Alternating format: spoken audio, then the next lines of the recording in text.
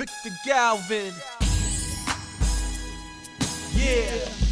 24/7 mindset. Yeah. 24/7 mindset. Let's go.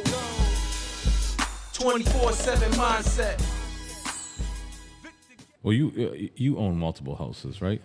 I own multiple houses, but For rentals, right? yes. So right now I kind of creating packages and putting a package together to kind of sell it to like a lawyer, a doctor, or something. See what I'm saying? They buy Like multiple like houses. a bundle. Just put a bundle together and kind of sell it, because trying to sell one here, one over there, Yeah. is not going to be easy. And if it's easy, it's a big problem. Well, tell me what's the biggest problem about house rentals? The biggest problem, I think, right now is you, the person owning the house, thinking that you're not gonna have problems, that you're gonna have the perfect tenant. And I know there's ways to hold people accountable based on their credit and based on all that stuff. But at the end of the day,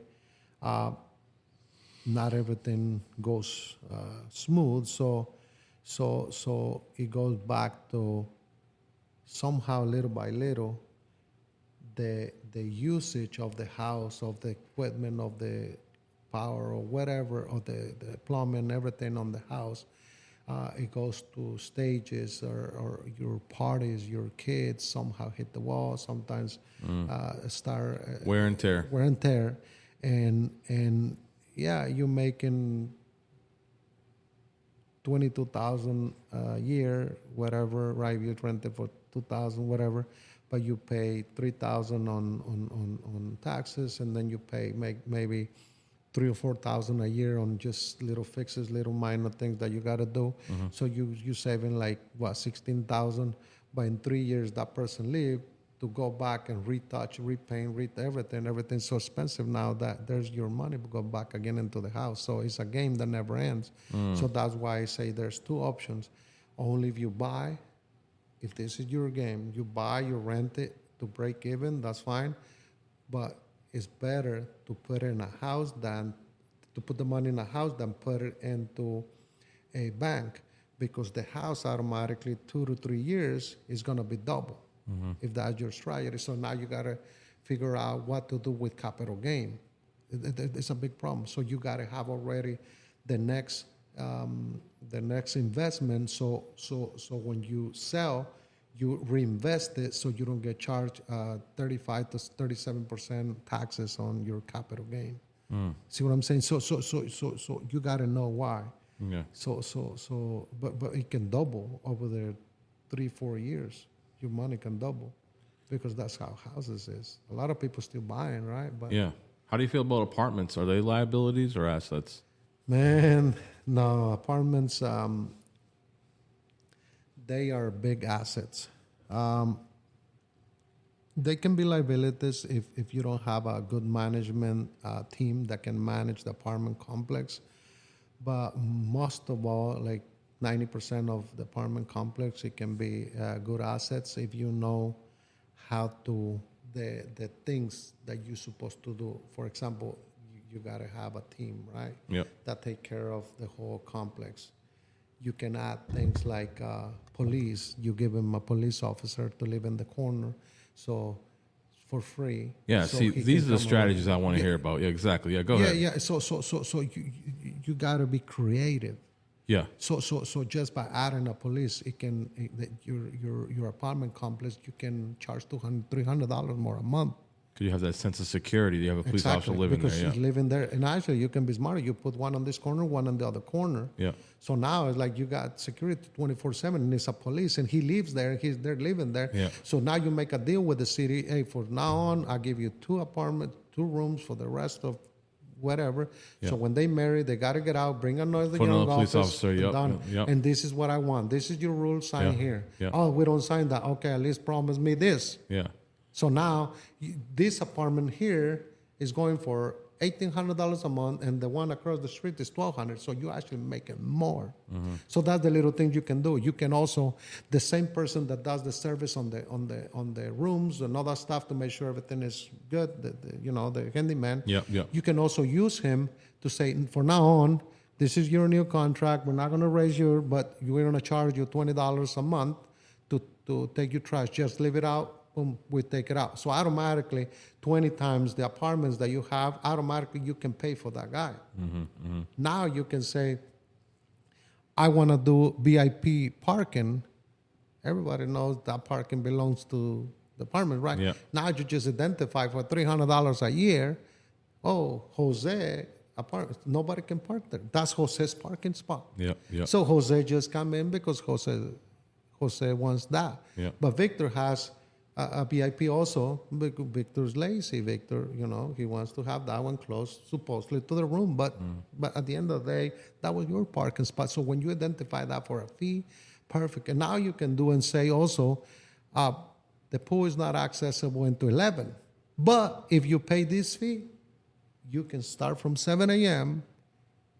to 11, everybody started coming in, so now you're on your own. So we charge this fee for you to get in the pool early.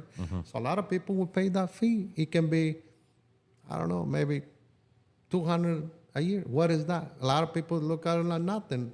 So what holds people is like, why I want to have that restriction? I want to go in the fucking pool. If I want to go in 8, why I going to wait to 11? Fuck it, let me pay the $200. Yeah. So they will go and pay that. So with all that, you add it to the package, to the value or revenue that apartment complex is bringing. So you bought it. I'm going into a different show, but let me finish the other one. So now, these fucking people is going to bring dogs, right? Might as well say, look, dogs not allowed, but if you pay $300 more a year, if you do this, and this, we're going to let you bring your dog, but this is the rules, this is the responsibilities, and this is what you got to do. This is the treatment you got to do around your room. Yep. All right, no problem. So everybody bring because why? A dog is... It's like a family member. Yeah, 100%. You mess with people around their pets and all that stuff, man. Yeah. It's like, hey, no good. I know. I don't want to say it, right? but what I'm saying is that so all these little things, you bought the apartment complex for $100 million. I'm going to throw a number, right? You bought it for $100 million. So the purpose that everybody buys an apartment complex is to raise the rents. And to raise the rents, that's when it becomes fun. Everybody started complaining. Everybody's trying to figure out. So the person that bought the apartment complex already identified that the apartment complex is cheap. So everybody's going to complain. They're going to try to leave. Whenever they come back and say, hey, yeah, I really want to sign. I'm like, oh, it just went up another $200. I'm like, oh, no problem. Because now they're lazy to go back and keep exploring and checking. So now, if it was for rent for $1,500, now it's rent at $2,000. And you add the service, taking out the trash. You add the police. You add the pool. You add the VIP parking. You add all the little things that you add, the dog, you add that to the package. So now the $100 million package that you bought, you just create all your data, you collecting $500 more, plus the dog, plus the police, plus the parking, plus this. So you add it for 3 years. Now you go to the bank and say, Pay it all off. no, Oh. I need a loan. Oh. And they're like, what you got? And they go and look at it. Wow, you're bringing this much revenue. Oh, let me give you a loan for $300 million. So now you're going to pay $100 million that you bought it, and you keep how much? $200 million, buy another one, huh?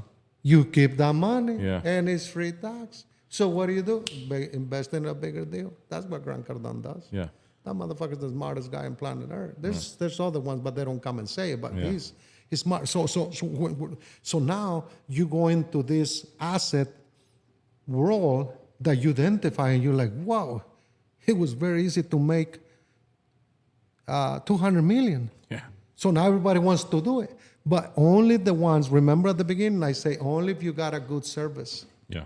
right? Service management group. Yeah. They're the ones that's going to help you shine. because you ain't gonna control it. You have a service company that's gonna take care of that, everything for a fee. And you're not gonna hear about the toilets. You're not gonna hear about this BS. You're not gonna hear about that guy complaining. The management company is gonna hear about all this, and they better fucking fix it.